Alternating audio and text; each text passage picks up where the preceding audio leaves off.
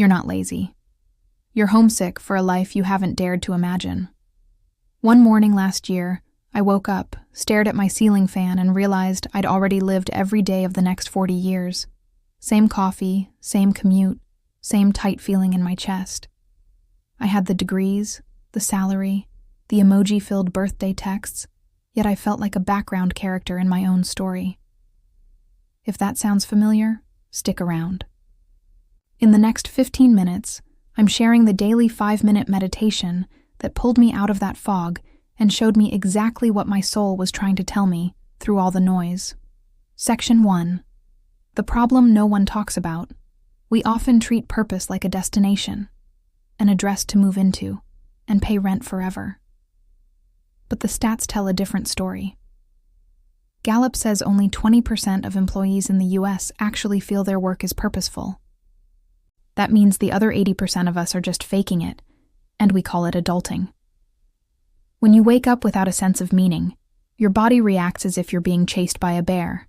Cortisol up, digestion down, creativity frozen.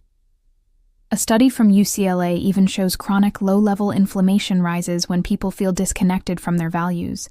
Your body literally aches to be aligned. Meditation? It's the only tool I've found that turns the lights on without charging an admission fee. Section 2. Why meditation works better than goal setting. Goal setting usually happens in your prefrontal cortex, super useful for spreadsheets, but pretty useless for soul data. The MRI scans from a 2020 Harvard study found that during meditation, the default mode network, DMN, that's your busy brain network, quiets down.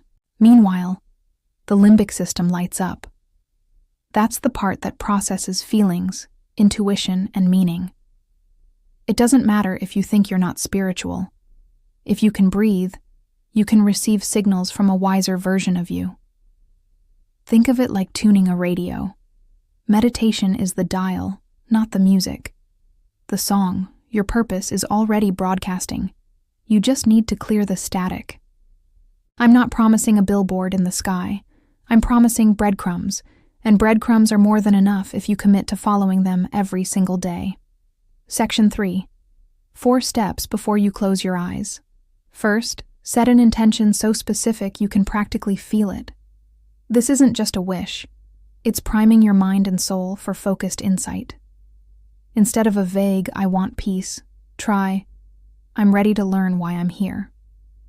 Your brain, like a GPS, needs clear coordinates to navigate. Second, create a micro-altar, a tiny, sacred space. This could be just one candle, a comfortable chair, or even a cozy blanket from mom.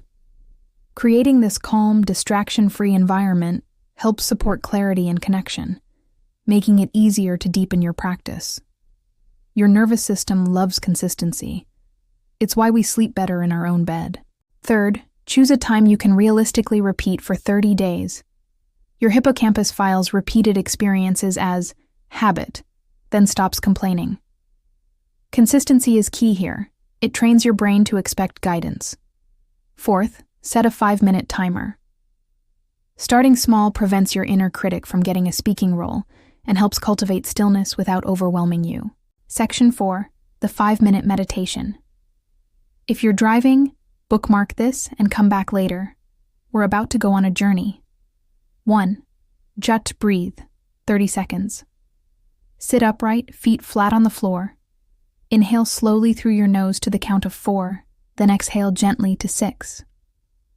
This specific ratio activates your vagus nerve, sending a clear signal to your body that you're safe. As a tiny hack, let your tongue rest lightly against the roof of your mouth. It helps open the respiratory feedback loop. This breathwork helps activate your soul and expands awareness beyond just your structured mind, opening access to your intuition. 2. Chat scan, 1 minute. Now, gently move your attention from the crown of your head all the way down to your toes. As you find any pockets of tension, imagine breathing directly into them, softening and releasing. Your body is like a suitcase for all the unspoken conversations you've had. Unpacking it creates space for new information and deeper connection to your inner wisdom. 3. Inner ask, 1 minute.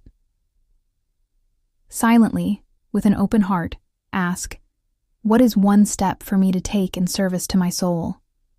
Don't force an answer. Just let the question float gently, like a soap bubble. The answer will pop it when it's truly ready. 4. Shun receive, 1 minute. Thoughts, images, or feelings will inevitably come. Notice them without immediately judging their practicality or logic. If you see the color yellow, a childhood friend, or feel a weird urge to bake banana bread, just log it. Your unconscious speaks in puns and metaphors, not spreadsheets. These are subtle inner nudges, feelings of alignment, and meaningful coincidences, your soul's way of guiding you. 5.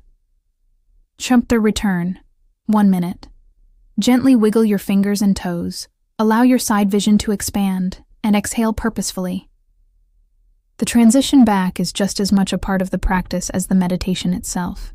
Before you reach for your phone, jot down at least 3 impressions in a pocket-sized notebook, even if they seem completely random. These are crucial insights for your journaling and reflection. Section: Common Traps. Now, let's talk about the most common traps people fall into. Trap 1. I didn't feel anything, so it didn't work. Your liver processed your breakfast without sending you fireworks, didn't it? But it still works. Purpose insights often arrive later, in the shower, on a jog, or during a Zoom meeting that absolutely should have been an email. Trap 2. Expecting Hollywood effects. Most days, you'll get a gentle nudge, a tingle of excitement when a friend mentions volunteering at a shelter, or a sudden, almost visceral dislike for the phrase, "We've always done it this way."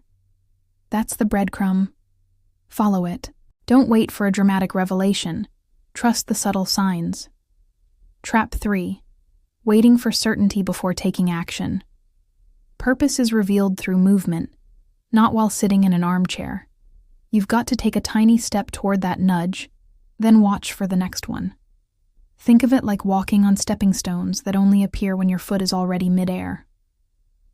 Section: Making it real. Let me make this real for you. When I first tried this practice, I pictured myself in a bookstore cafe, hosting literary events. It made zero financial sense, but the image simply refused to go away. 2 days later, my neighbor mentioned her cousin needed help organizing a book launch. I said yes, without a business plan, without